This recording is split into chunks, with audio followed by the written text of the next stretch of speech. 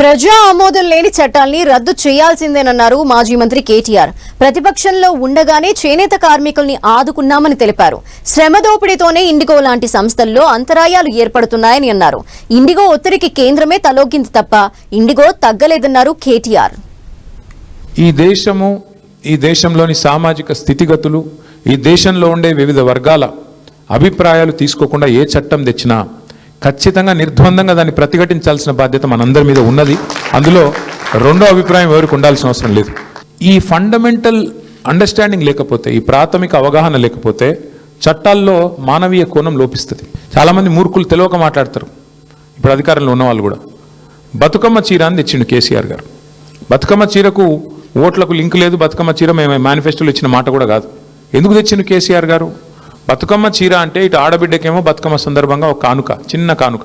అదేం పెద్ద పట్టు చీర కాదు, అదేం నువ్వు లక్షల రూపాయలు విలువ చేసేది కాదు. కానీ ఒక పుట్టింటోళ్ళు ఒక చిన్న కానుక పెట్టిన ఆడపిల్లలు ఎట్లయితే మురిసిపోతారో అట్లా ఒక చిన్న కానుక.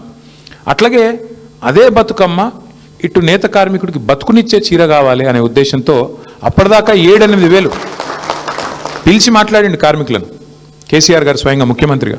ఎంత వస్తుందా మీకు నెలకంటే? 7-8 వేల రూపాయలు వస్తుంది సార్, ఎట్లా బతకాలి, కిరాయిలు ఏంది, మా కథ ఏంది, మా బతికేంది, ఎట్లా చేయాలి, ఏం చేయాలి, రోజుకి 8 గంటలు నిల్చొని పనిచేస్తే కాళ్ళు గుంజుతున్నాయి.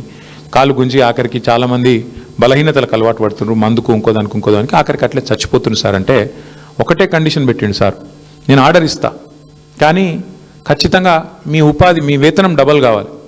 ఇవాళ 8-9 వేలు 10 వేలు సంపాదించేటోళ్ళు 15 వేల నుంచి 20 వేలు సంపాదించే పరిస్థితి రావాలని చెప్పి ఆ సేట్లను పిలిచి ఆర్డర్ ఇచ్చి సంవత్సరానికి 350 కోట్ల ఆర్డర్ ఇచ్చి మొత్తం 9.5 ఏళ్లలో 3,500 కోట్ల ఆర్డరు ఒక్క సిరిసిల్ల పట్టణంలో ఉండే వేలాది మంది కార్మికులను బతికించిన ఒక స్కీము బతుకమ్మ. 2 వ్యక్తుల చేతులు మొత్తం భారతదేశంలోని విమానయానం మొత్తం 2 సంస్థల చేతులు ఆధీనం అయిపోయింది. ఏమైంది ఇవాళ? దానివల్ల సంవత్సరం కింద కేంద్ర ప్రభుత్వం చెప్పినా శ్రమ దోపిడీకి అలవాటు పడ్డోడు దాన్ని మార్చుకోక పని చేయలే, ప్రత్యామ్నాయం ఏర్పాటు చేసుకోలే. దాంతో ఏమైంది? నిన్న ఒక్క రోజు 1000 విమానాలు క్యాన్సిల్ అయినాయి.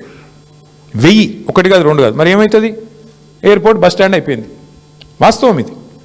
ఏం జరుగుతుంది? కొంతమంది వ్యక్తుల చేతుల్లోనే మొత్తం శక్తి కేంద్రీకృతమైతే దానికి ఒక గొప్ప ఉదాహరణ, ఆ దుష్పరిణామానికి గొప్ప ఉదాహరణ నిన్న మొన్న విమానయాన రంగంలో జరుగుతున్న వ్యవహారం. ఒక ఇండిగో, ఒక ఎయిర్ ఇండియా, 2 మిగిలినాయి ఇప్పుడు భారతదేశంలో. ఒకటి టాటా, ఇంకోటి ఇండిగో. వాళ్ళ చేతులకు పోయింది దేశం. వాళ్ళు ఇప్పుడు ఎస్ అంటే ఎస్, నో అంటే నో. ఆఖరికి ఏమైంది తెలుసా? 5 రోజుల తర్వాత కేంద్ర ప్రభుత్వం మేల్కొని వాళ్ళు ఇచ్చిన ఆర్డర్ వాళ్ళు వెనక్కి తీసుకుని తీయాలి.